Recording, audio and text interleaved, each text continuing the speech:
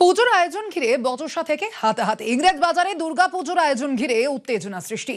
পুরনো পুজোর পাশাপাশি নতুন পুজো করার দাবিও উঠেছে। নতুন করে পুজোর উদ্যোগ নিয়ে তুমুল গন্ডগোল।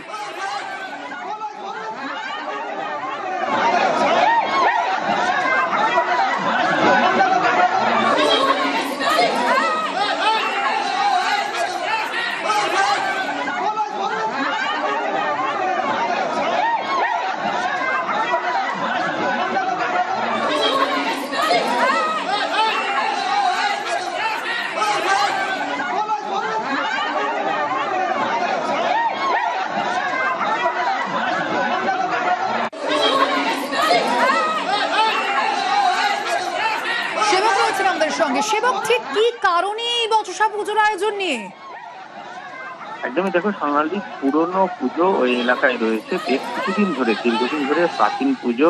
সেই পুজোর পাশাপাশি এবার এলাকারই একদল মহিলা তারা নতুন করে একটি পুজোর আয়োজন প্রস্তুতি শুরু করেন। আর এই নিয়ে দুই পুজোর মহিলা কর্মী সমর্থকদের মধ্যে তাদের মধ্যে কিন্তু হাতাহাতি, মারামারি, বচসা, হুলস্থুল কাণ্ড মালদহের ইংরেজ বাজারের 29 নম্বর ওয়ার্ডের গোসাই মাঠ এলাকায়।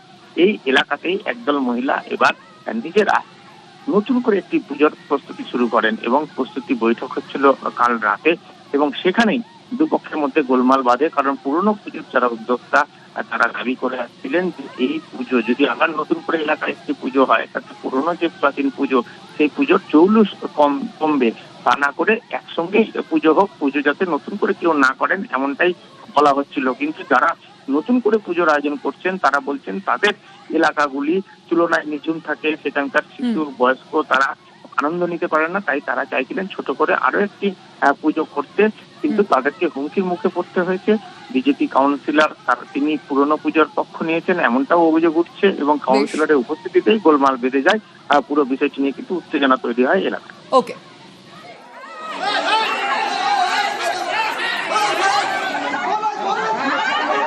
বয়স্ক মহিলাদের, ছোট বাচ্চাদের নিয়ে আমরা এখানে একটা ছোট্ট করে একটা পুজো করতে চাই। কয়েকটা এই দুই গলি মন্দিরের ভিতরে ছোট্ট একটা প্রতিমা দিয়ে ছোট্ট করে পুজো করতে চাই। এইটা নিয়ে ওই পাশের উন্নয়ন সমিতির কাউন্সিলর দলবল নিয়ে এসে আমাদের উপরে চড়াও হয়। আগের দিন বাড়ি বাড়ি গিয়ে হুমকি দিয়ে এসছে। দলবল মহিলা পুরুষ সব উভয় মিলে মানে প্রায় 60-70 জন লোক নিয়ে এসছে। ওরা নিয়ে এসে এখান থেকে লাফিয়ে গিয়ে আমার মেয়ের উপরে অ্যাটাক করছে। যারা অভিযোগ করছে পুরো মিথ্যা অভিযোগ করছে। ওনারা জানেনই না যে 29 নম্বর ওয়ার্ডে কটা পুজো হয়। 29 নম্বর ওয়ার্ডে 7খানা দুর্গা পুজো হয়।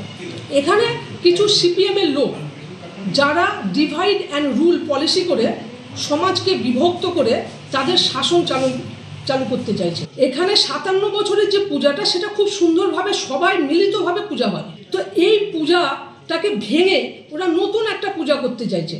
সেটা ওরা করতেই পারে, ওদের ব্যক্তিগত ব্যাপার। এই আশঙ্কা করে তারা কিন্তু আমাকে একটা মার্চ পিটিশন দেয়, যেখানে প্রায় 50 জন লোকের স্বাক্ষর রয়েছে যে আমরা নতুন আর এলাকায় পূজা চাই না, আমাদের এই বোঝা আমরা অতিরিক্ত বোঝা নিতে পারবো না।